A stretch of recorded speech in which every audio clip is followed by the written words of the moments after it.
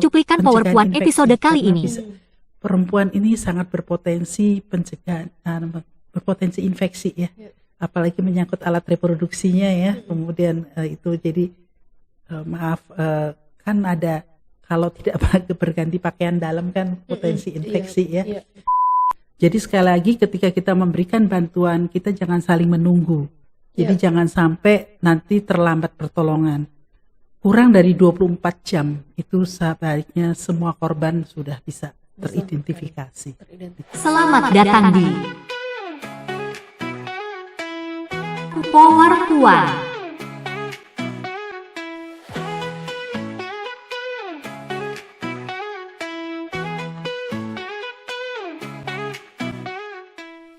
Hai Sobat Puan, ketemu lagi bareng aku Dede di podcast PowerPoint. Kali ini episodenya sangat istimewa karena kita akan membahas terkait perempuan dan juga kebencanaan.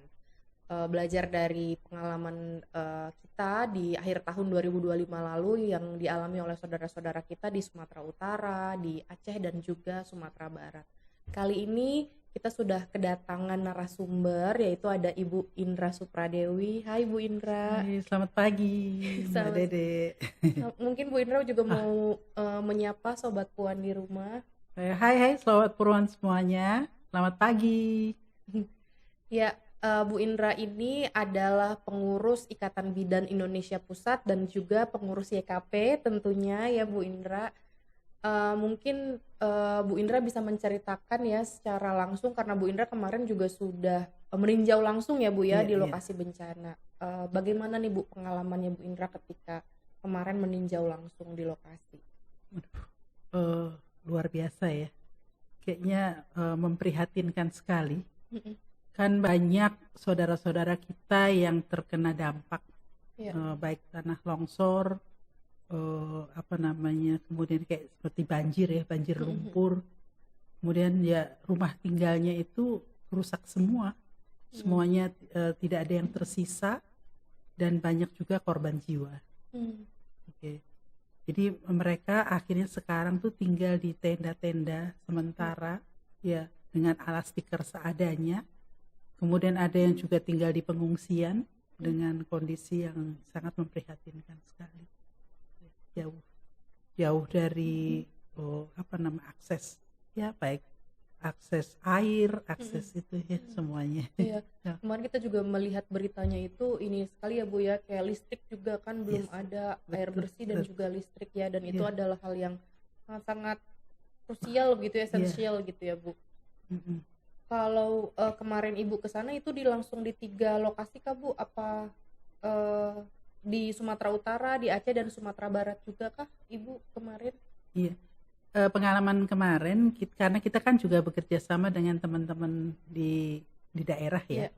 Jadi kita kemarin seperti kita melakukan evaluasi juga Monef di 3 lokasi juga, di Aceh, di Padang, di daerah Sumatera Utara. Itu kita melihat apakah donasi kita sudah diterima dengan baik atau belum. Kemudian kan kita juga membuka posko kesehatan, terutama kesehatan reproduksi, tapi walaupun juga pasiennya banyak pasien-pasien yang di luar ini karena juga meminta pertolongan. Jadi kita mau mengecek itu dan ternyata semua donasi sudah diterima dengan baik, walaupun juga mungkin ya kita tidak bisa memenuhi semua kebutuhannya. Iya. Ibu tadi menyebutkan juga ada layanan kesehatan ya Bu. Sebetulnya bagaimana sih peran tenaga kesehatan di situasi kebencanaan seperti itu Bu? Nah, peran tenaga kesehatan secara umum sama. Sebetulnya kita untuk penyelamatan jiwa juga, kemudian juga pertolongan pertama jika ada kegawat darurat, terutama misalnya ada terjadi perdarahan, kan juga ada luka-luka gitu, ada terjadi kegawat daruratan, terutama pencegahan penyakit yang tidak diduga-duga ya. Nah itu penyelamatan jiwa dan kemudian juga untuk memenuhi kebutuhan sehari-hari ya, gitu. Untuk pencegahan penyakit juga ya.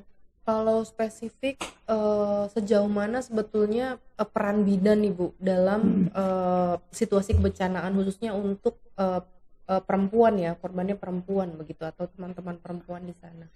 Oh iya. Nah, perempuan itu adalah kelompok yang paling rentan. Iya. Ya, perempuan dan anak terutama ya. Perempuan ibu hamil, remaja, kemudian juga ibu bersalin, termasuk ibu nifas, lansia itu sangat rentan. Karena juga kan seperti remaja gitu ya. Remaja itu kerentanannya kan juga perubahan hormonal itu. Jadi kalau misalnya ibu hamil contohnya, nah ibu hamil itu bisa terjadi persalinan tiba-tiba karena dia lari, kemudian karena dia juga situasi suatu panik ya. Nah itu bisa terjadi persalinan yang mendadak, kemudian juga bisa terjadi perdarahan, bisa itu ya. Ya, dan itu kadang dilupakan juga ya di situasi kebencanaan ya terkait kebutuhan-kebutuhan perempuan khususnya layanan kesehatan reproduksinya ya Bu. Iya, betul. Kalau kemarin Bu pengalaman Bu Indra di di 3 area tersebut, apakah Ibu dari IBI ya Bu ya, dari IBI juga memberikan bantuan logistik ya Bu ya? Iya, kita memberikan bantuan logistik, termasuk juga pelayanan kesehatan, mendekatkan akses pelayanan kesehatan ya. Pemberian logistik itu kita berikan, tentunya kita pendataan dulu ya, siapa-siapa yang membutuhkan, kemudian itu ya, kemudian ada supaya sesuai dengan sasaran.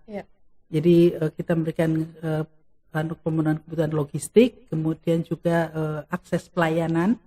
Ya, logistik itu terutama juga yang menyangkut alat-alat reproduksi, terutama mungkin pakaian dalam.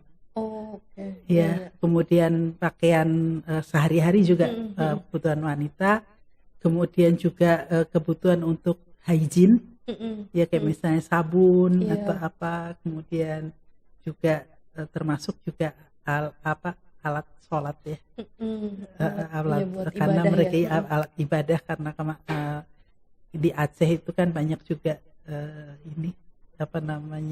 Muslim, di tempat lain juga ada.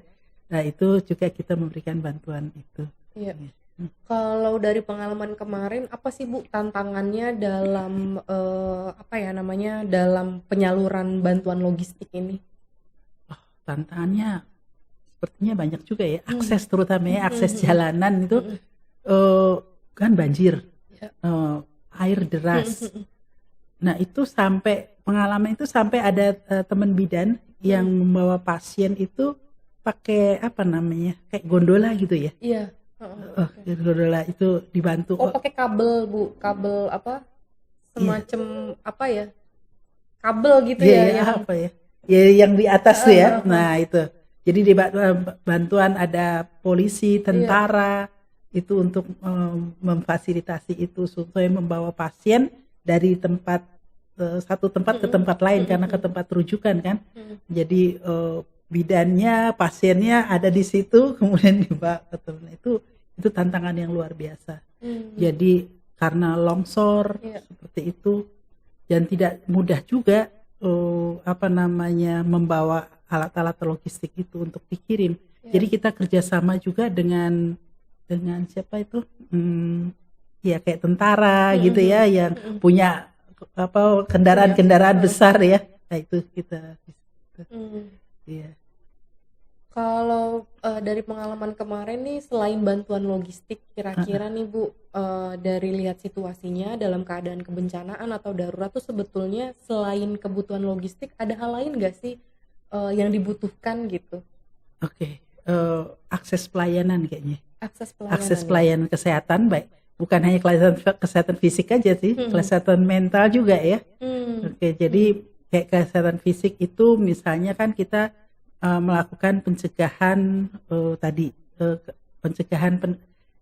kesakitan ya, terutama ibu kan berpotensi apalagi di pengungsian. Di pengungsian itu kan tidur sama-sama, kemudian apa namanya ya tempatnya seadanya. Nah, apalagi kalau ibu hamil, Iya. ya kan bisa terjadi juga komplikasi. Iya. Nah, 4% dari pengungsi itu mungkin ibu hamil, ya ibu hamil. Jadi apa namanya kebutuhan akses pelayanan untuk pemeriksaan, kemudian mungkin ibu yang menyusui, ibu nifas gitu ya. Kemudian juga kebutuhan kan berarti kebutuhan pembalut termasuk ya. Kemudian kebutuhan pemeriksaan kehamilan gitu ya. Kemudian kebutuhan juga apa namanya pakaian bayi seperti itu ya. Jadi termasuk juga kebutuhan akses pelayanan alat kontrasepsi. Karena kalau alat kontrasepsi itu kan nggak boleh putus ya. Iya, betul. Jadi kan nanti bisa terjadi apa namanya penurunan hormon gitu. Jadi harus diakses. Termasuk juga kalau misalnya ibu itu mau minum obat-obatan tertentu ya. Iya, ya. Jadi kayak ada obat rutin yang diminum Minum, begitu ya. Gitu. Ya, misalnya mungkin kita kan nggak tahu ada yang HIV, ada yang TB, ada yang itu. Nah itu aksesnya itu. Nah itu kita memfasilitasi itu. Kita bekerja sama dengan petugas yang di puskesmas. Kalau memang petugasnya ada gitu. Jadi kita ada yang namanya paket pelayanan awal minimum. Namanya paket pelayanan awal minimum itu bukan berbentuk logistik, bukan berbentuk barang, tapi paket pelayanan. Jadi misalnya paket pelayanan itu karena kita sadar bahwa pada situasi bencana itu satu tadi, ibu hamil bisa terjadi persalinan yang tiba-tiba ya. Kemudian terhambatnya akses pelayanan kegawat daruratan. Kan kalau bisa terjadi perdarahan kan harusnya kurang dari 10 menit sudah bisa sampai di tempat rujukan. Nah ini juga nggak punya akses. Kemudian akses makanan, terutamanya akses makanan, baik makanan ibu hamil maupun makanan bayi, anak itu juga itu.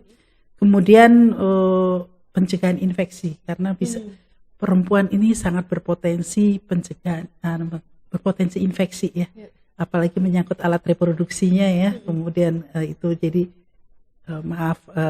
kan ada kalau tidak berganti pakaian dalam kan potensi infeksi ya. Betul. Kemudian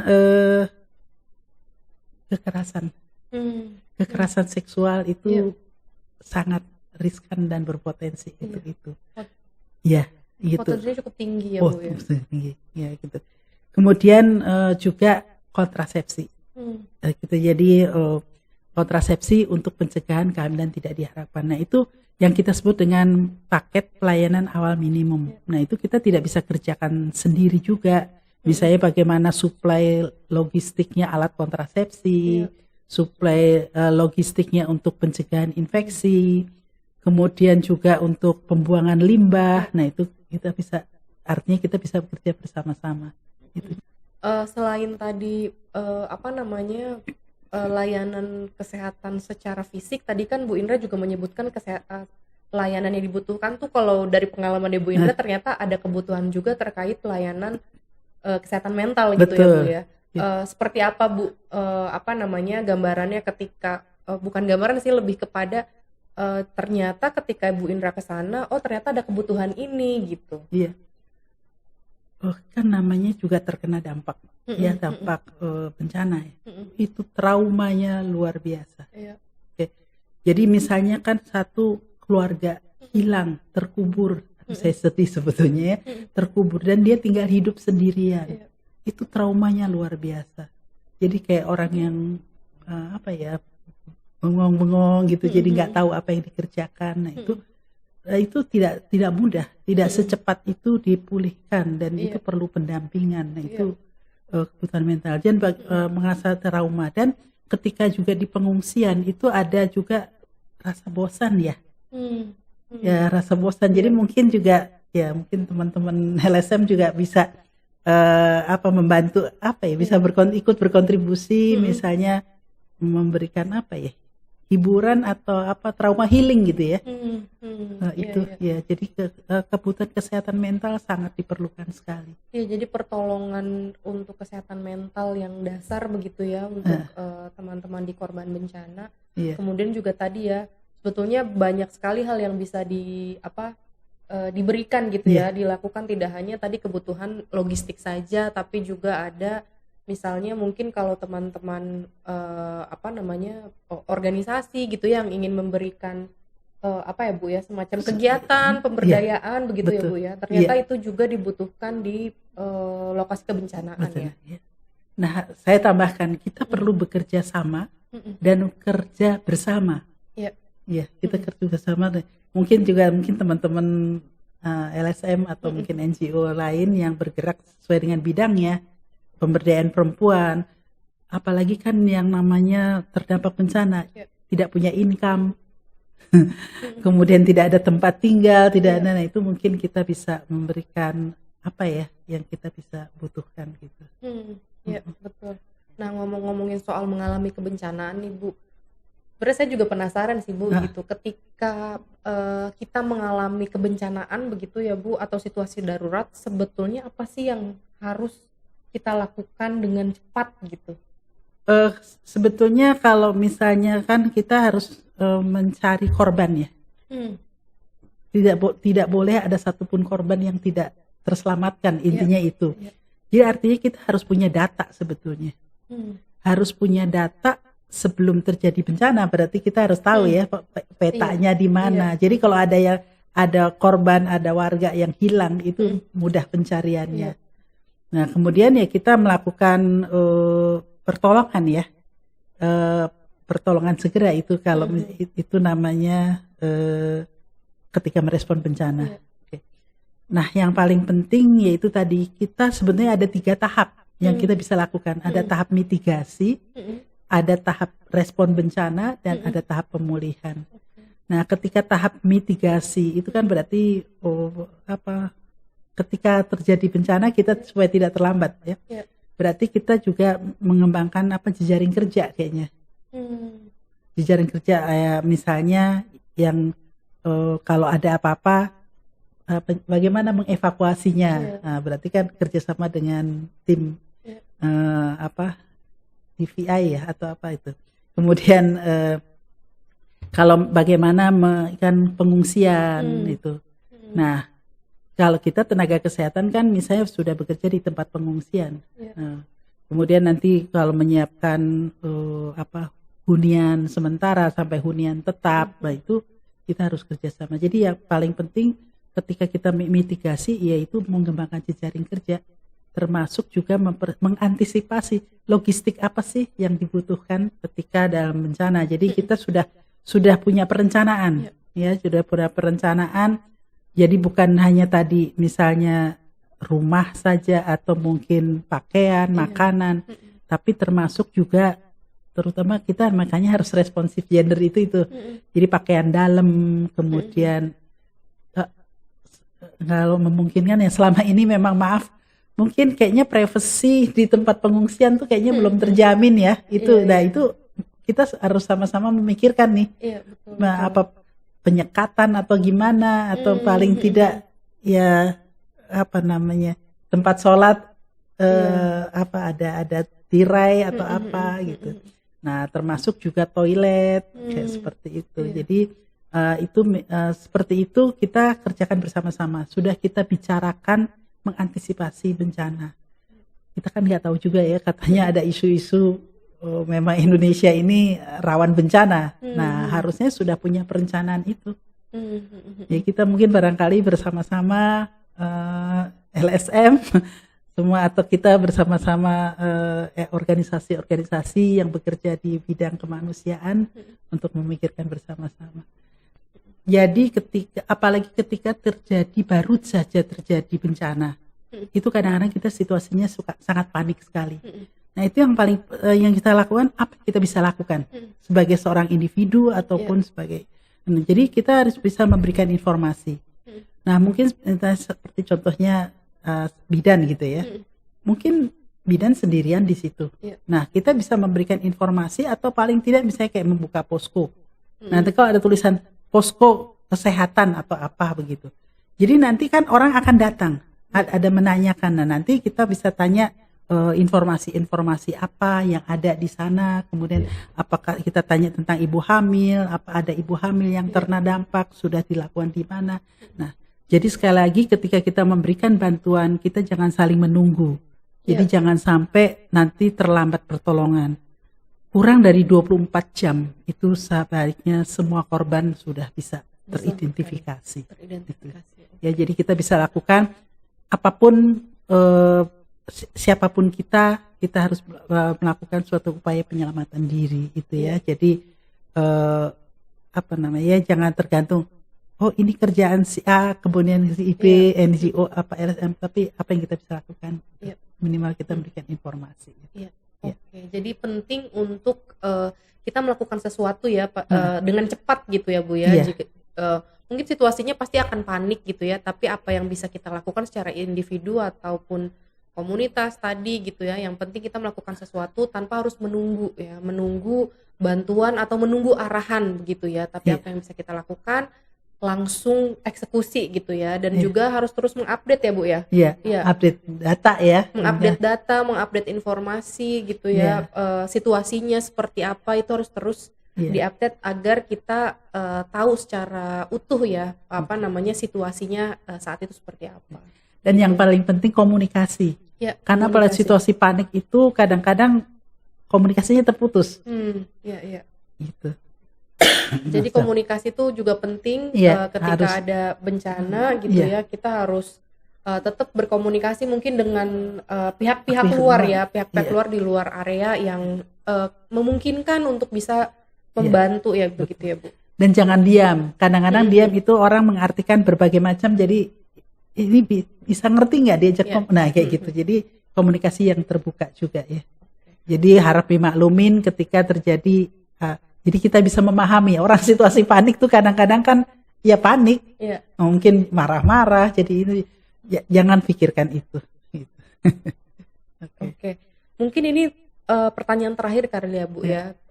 Sebetulnya dari hasil pengalamannya Bu Indra gitu ya, melihat meninjau langsung ke lokasi bencana gitu, ada nggak sih refleksi atau pembelajaran dan juga semacam harapan mungkin ya Bu ya dari apa yang sudah Ibu Indra lakukan kemarin gitu untuk sistem kebencanaan yang mungkin lebih inklusif gitu? Ya, bisa. Bencana tadi bisa terjadi kapan saja dan kita tidak tahu. Nah, itu kita mesti belajar ya tadi mitigasi, itu mengembangkan jejaring kerja, kemudian juga kita punya data dasar ya. Kita sudah ini kan, kemudian kesiapan ya termasuk kesiapan logistik. Nah, ini kita mesti sosialisasikan bersama dan disimulasikan barangkali kemana meminta pertolongan. Jadi masyarakat mesti tahu semua. Jadi kita mesti ajarkan juga kepada masyarakat bagaimana cari titik kumpul atau kalau ada tsunami, gempa, kemana harus ini, karena itu sangat penting sekali. Karena misalnya kalau itu kan kenapa banyak korban juga misalnya di mana ya? Ya di Jawa Barat. Itu kan tengah malam. Nah, jadi itu tiba-tiba longsor. Nah, itu jadi bagaimana juga kita harus waspada, tetap waspada terus gitu ya. Nah, itu juga bagaimana mencari akses. Jadi bagaimana upaya penyelamatan diri itu jadi sangat penting sekali. Kemudian juga respon tanggap darurat, itu kebutuhan itu memang harus sudah disiapkan itu. Kemudian juga tadi ketika kita merespon ketika terjadi gawat darurat, yang penting kan pencegahan tadi, upaya penyelamatan jiwa itu yang paling penting. Kemudian juga pemulihan supaya bisa kembali kepada situasi normal. Nah, itu makanya masyarakat perlu diedukasi. Kemudian juga kita perlu bekerja bersama-sama. Ya, jadi pemberdayaan perempuan, pemberdayaan ya semua masyarakat penting ya, karena pasti kehilangan tempat tinggal, kehilangan income, kehilangan semuanya. Nah, berarti kita harus menyusun kehidupan baru, begitu ya. Jadi itu yang artinya juga walaupun tidak sekarang dalam situasi tenang, kita tetap mensosialisasikan itu bersama-sama. Ya. Oke. Ada lagi Bu tambahannya? Ya, ketika ya sekali lagi ketika merespon bencana, bukan hanya kebutuhan makan, minum, kemudian itu, tapi pakaian sehari-hari juga mungkin yang sering dilupakan tuh pakaian dalam, kemudian pembalut itu suka sering lupa, kemudian air bersih ya, toilet terutama ya, toilet itu penting sekali, kemudian pembuangan limbah sih kayaknya juga penting juga ya, karena apalagi kalau situasi banjir itu beda lagi situasinya kan, jadi kotor sekali. Kemudian juga kebutuhan alat-alat untuk terutama alat kontrasepsi itu, ya terutama alat kontrasepsi dan pelayanan kesehatan reproduksi. Oh ya, satu lagi, ini untuk ya teman-teman yang mungkin dengan keterbatasan mungkin ya, dan masalah keterbatasan fisik mungkin termasuknya ya. Nah ini juga kadang-kadang kita sering lupakan ya, mungkin kursi roda atau mungkin juga toilet ya, terutama itu kedekatan toilet atau bagaimana aksesnya, itu juga itu sangat penting sekali. Kemudian lansia juga ya. Nah itu jadi ketika di pengungsian juga mungkin harus diperhatikan itu bagaimana menyiapkan pengungsian, kemudian juga memenuhi kebutuhan logistiknya, kemudian juga ya tadi kesehatan mentalnya. Kadang-kadang kan bosen, kemudian sedih, campur aduk gitu ya. Nah itu juga penting juga. Jadi sangat penting sekali memang di sini kebutuhan baik laki-laki maupun perempuan yang terutama disabilitas. Oke. Jadi sepertinya juga kayaknya kita ketika yang ada dinas di posko tuh kayaknya harus kayak keliling gitu ya, melakukan cek and recheck setiap saat gitu ya, untuk itu. Kemudian cek kesehatan, kemudian kondisi disabilitas, kemudian itu juga penting juga.